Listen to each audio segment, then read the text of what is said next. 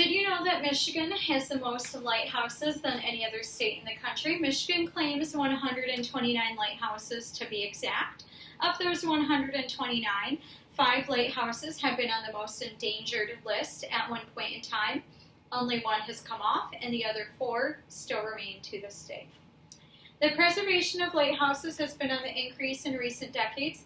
Many challenges can occur along the way. Despite those challenges, the positive impact of preservation can be long-lasting for years to come. Moving forward, I will discuss the history of lighthouses along with the purpose, benefits, and limitations of the restoration and preservation process.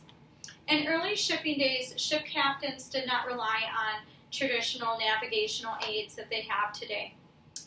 Oftentimes, ships would wreck by running into either reefs or shoals or the rocky shoreline, and they would often sink. And to prevent this from happening, lighthouses were constructed to help guide those ship captains along those rocky shorelines. Depending on the location of the lighthouse and the topography of the land, that would determine the height of the lighthouse and what size of lens to put in that lantern room. Lenses would range from a first order Fresnel lens, which is the largest and would emit light about 20 miles out. It would go all the way down to a sixth order Fresnel lens, which would emit light about 5 miles out. More commonly in the Great Lakes, we would see a third or fourth order Fresnel lens, and that would typically emit light anywhere from 15 to 18 miles out, depending on which lens you used. Keep in mind that lighthouses were constructed before the time of electricity, so that required the lighthouse to be staffed typically by a keeper and an assistant keeper, and those two were responsible for keeping that light lit with oil. So they were filling the lamps with oil, trimming and cutting the wicks. They would also sound the fog signal, keep that lens clean on a nightly basis, free of soot and debris to produce a strong light. They were staffed by the U.S. Lighthouse Service until 1939, and at that time the U.S. Coast Guard took over from there. But shortly after that, you saw the automation of lights, which no longer required the use of a keeper. And because of that, the lighthouse would not get maintained and would often fall victim to either vandalization or decay from natural weather elements.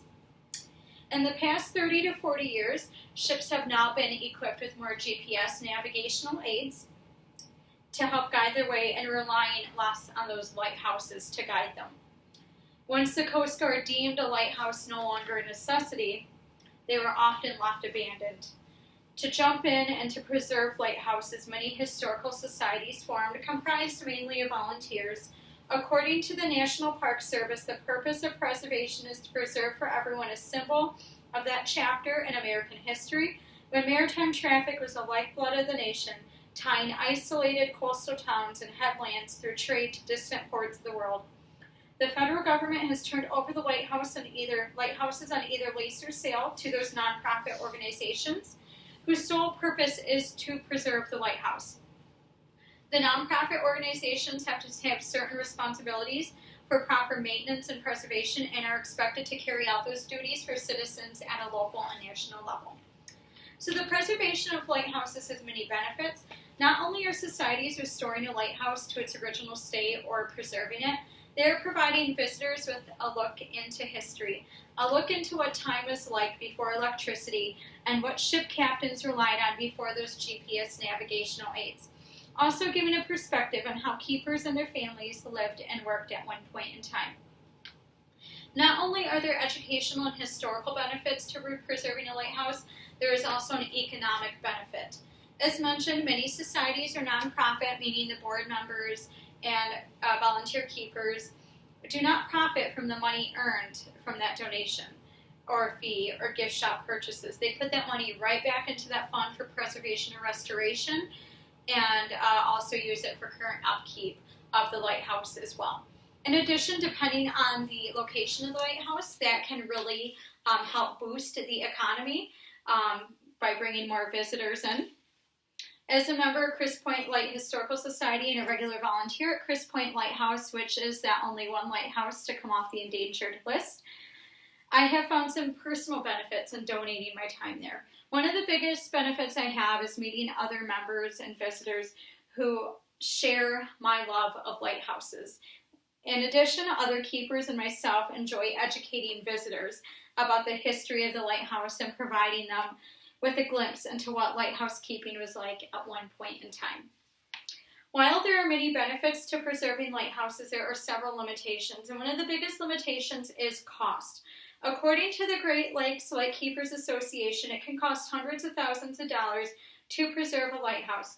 To put it in a little bit more perspective, when I spoke to John Rast, who is the former vice president of Chris Point Light Historical Society, he said on average it would cost anywhere from $20,000 to $30,000 per year to preserve Chris Point, and that would depend on the amount of work that was done at that year. Sometimes it would be more. To restore a lighthouse, it can cost even more, ranging into the millions of dollars, depending on the type of work that needs to be done. It's also important to keep in mind that those costs and numbers that I mentioned do not include regular operational upkeep, which would include electricity, propane, and internet, and so on. When I spoke to Cameron Levitt, who is the president of Chris Point Light Historical Society, he expressed some other limitations that he does encounter. According to Levitt, you can't just restore or repair a lighthouse at your own free will. You have to be approved by the State of Michigan Historic Preservation Office. Other lighthouse societies in the country, depending on their lease or contract agreements, might encounter this limitation similar to this as well. Other limitations can be is that the season for preservation or restoration can be short.